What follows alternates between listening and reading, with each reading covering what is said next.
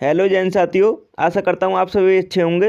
मैं इस वीडियो में CRPF head constable and ASI स्टूडेंटों के लिए टॉप 25 जीके जीएस के मोस्ट इंपोर्टेंट क्वेश्चन कराने वाला हूँ, जो आपका आपके एग्जाम में आने की प्रबल संभावना है। तो वीडियो को एंड तक देखिएगा। अगर आपने अभी तक हमारा चैनल सब्सक्राइब नहीं किया है तो चैनल को सब्सक्राइब करके बेल आइकन को ऑन कर लेना, जिससे कोई भी वीडियो आती है तो आपको नोटिफिकेशन प्राप्त हो सके। चलिए देख लेते हैं। पहला क्वेश्चन है, निम्नलिखित में से कौन saving capitalism from the capitalist पुस्तक के लेखक कौन है? तो कौन है? रघुराम राजन। पहला ऑप्शन इसका राइट आंसर है। नेक्स्ट क्वेश्चन देख लेते हैं। दूसरा क्वेश्चन है, एलिफेंटा गुफाओं में डैश संप्रदाय से जुड़े शैल चित्रों रॉक आर्ट का संग्रह है? तो किस संप्रदाय से जुड़े शैल चित्रों रॉक आर्ट्स का संग्रह है? शिव के, भगवान शिव के चित्र हैं यहाँ पर एलिफेंटा गुफाओं में। तो तीसरा ऑप्शन इसका राइट आंसर है। नेक्स्ट क्वेश्चन देख लेते हैं। तीसरा क्वेश्चन है, निम्नलिखित में से कौन सा फूल रात में खिलता है? तो कौन सा फूल खिलता है? एंजल्स ट्रम्पेट खिलता है। पहला ऑप्शन इसका राइट आंसर है। नेक्स्ट क्वेश्चन देख लेते हैं। चौथा क्वेश्चन है, दिल्ली सल्तनत में सैन्य कमांडरों को सौंपी गई प्रादेशिक इकाइयों को जाना जाता था, तो किसके नाम से जानते थे? इक्ता के नाम से। पहला ऑप्शन इसका राइट आंसर है। नेक्स्ट क्वेश्चन देख लेते हैं। पांचवा क्वेश्चन है, भारतीय दंड संहिता की कौन सी धारा महिलाओं की सहमति के बिना गर्भपात करने की अपराध से संबंधित है? तो कौन सी धारा है? धारा 313। दूसरा ऑप्शन इसका राइट आंसर है। इंपॉर्टेंट क्वेश्चन है, ध्यान रखिएगा। नेक्स्ट क्वेश्चन देख लेते हैं।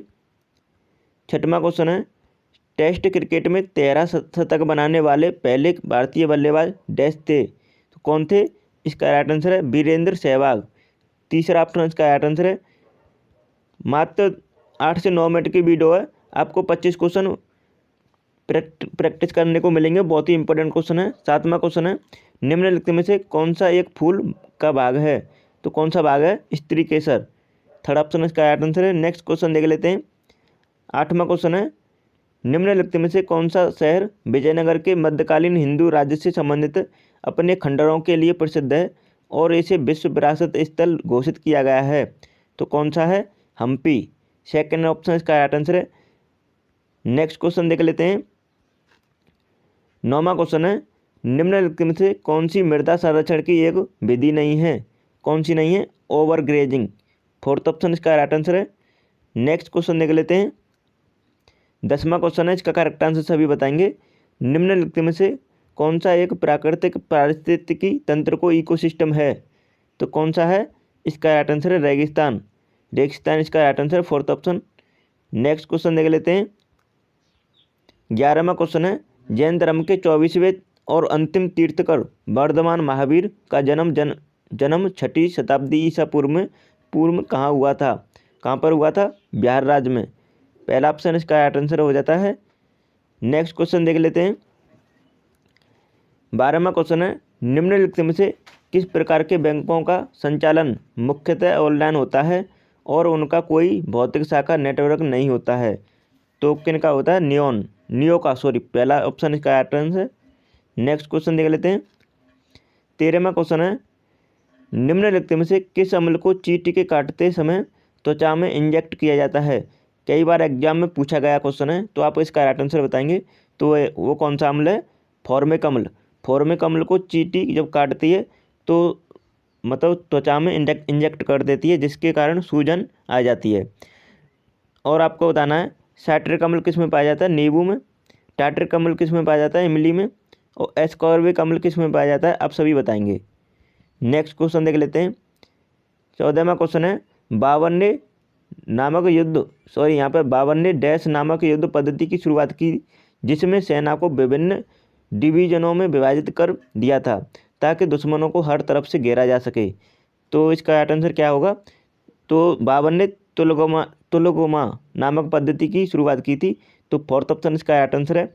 इंपॉर्टेंट क्वेश्चन है, कई बार परीक्षा में पूछा गया है, इसलिए मैंने उन्हीं क्वेश्चनों को इंक्लूड किया है इसमें, जो आपके एग्जाम में आने की प्रबल संभावना है।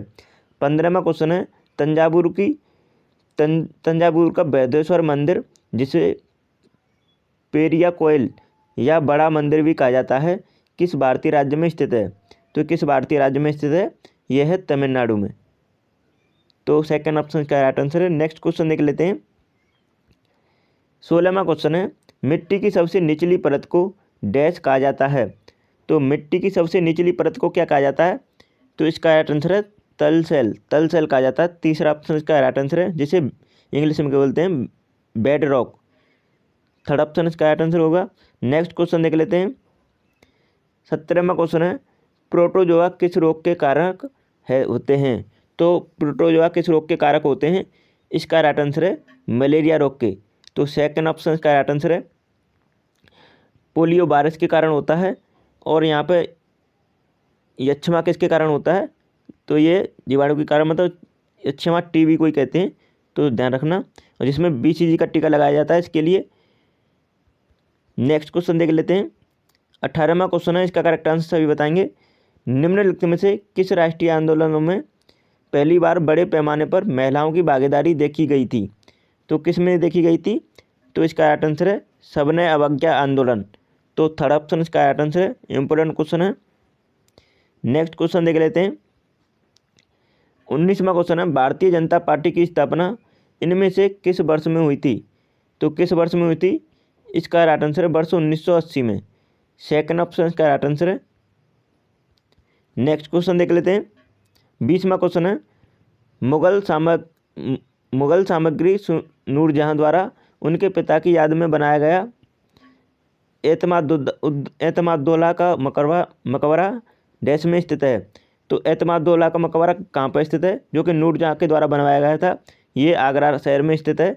तो फर्स्ट ऑप्शन इसका राइट आंसर है। आगरा में ताजमहल स्थित है और यहाँ पे एतमादुद्दौला का मकबरा भी स्थित है। नेक्स्ट क्वेश्चन देख लेते हैं। 21वां क्वेश्चन है, प्यूर्टो रिको खाई ट्रेंच निम्नलिखित में से किस महासागर में स्थित है? तो किस महासागर में स्थित है? इसका करेक्ट आंसर है अटलांटिक महासागर में। थर्ड ऑप्शन इसका राइट आंसर है। सबसे छोटा महासागर कौन सा है? आर्कटिक महासागर। सबसे बड़ा महासागर प्रशांत महासागर। और यहाँ पे सबसे गहरी खाई किस महासागर में स्थित है? तो वो है मैरियाना ट्रेंच, जो कि प्रशांत महासागर में स्थित है, सबसे गहरी खाई है। और सबसे अधिक भूकंप किस महासागर में आते हैं? तो इस प्रशांत महासागर में। नेक्स्ट क्वेश्चन देख लेते हैं। 22वां क्वेश्चन है, लेब्राडोर सागर और डैश भूमध्य सागर किस महासागर का हिस्सा है? तो किस महासागर का हिस्सा है? ये अटलांटिक महासागर का हिस्सा है। तो फोर्थ ऑप्शन इसका राइट आंसर है। नेक्स्ट क्वेश्चन देख लेते हैं। 23वां क्वेश्चन है, एक आवेशित पिंड द्वारा किसी अन्य आवेशित या अनावेशित पिंड पर लगाए जाने वाले बल को निम्नलिखित में से कौन सा बल कहा जाता है? तो उसे कहा जाता है स्थिरवैद्युत बल। स्थिरवैद्युत बल कहा जाता है। थर्ड ऑप्शन इसका राइट आंसर है। नेक्स्ट क्वेश्चन देख लेते हैं। 24वां क्वेश्चन है, इसका करेक्ट आंसर सभी बताएंगे। निम्नलिखित में से किस विटामिन की कमी से बच्चों में सूखा रोग होता है? तो किस विटामिन की कमी से बच्चों में सूखा रोग होता है? इसका राइट आंसर है विटामिन डी की कमी से, जिसे कैल्सीफेरॉल कहते हैं।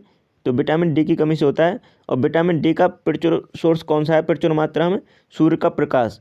तो और यहाँ पर स्कर्वी रोग किस विटामिन की कमी से होता है? विटामिन सी की कमी से स्कर्वी रोग होता है, जो कि इसका सोर्स है भरपूर मात्रा में आंवला। और यहाँ पर विटामिन ए की कमी से कौन सा रोग होता है? रतौंधी रोग। इसका प्रचुर मात्रा में सोर्स है गाजर। और यहाँ पर विटामिन ई आप बताएंगे, तो विटामिन ई की कमी से कौन सा रोग होता है? आप कमेंट में ज़रूर लिखें, ठीक है। नेक्स्ट क्वेश्चन देख लेते हैं। 25वां क्वेश्चन है, राजा अम्बी कहाँ के शासक थे? तो राजा अम्बी कहाँ के शासक थे? करेक्ट आंसर बताएंगे सभी। तो ये थे तक्षशिला के। सेकंड ऑप्शन का राइट आंसर है। ये सभी क्वेश्चन किसी न किसी परीक्षा में पहले पूछे गए हैं, तो आपके एग्जाम में आने की प्रबल संभावना है। अपने से कोई भी क्वेश्चन नहीं बनाया गया है, तो आप वीडियो को एंड तक देखा करो हमारी, क्योंकि आपको बहुत ही बेनिफिट होने वाला है। अगर आपने अभी तक हमारा चैनल सब्सक्राइब नहीं किया है तो चैनल को सब्सक्राइब करके बेल आइकन को ऑन कर लेना, क्योंकि मैं इसी तरह के इंपॉर्टेंट क्वेश्चन कराने वाला हूं एग्जाम से पहले।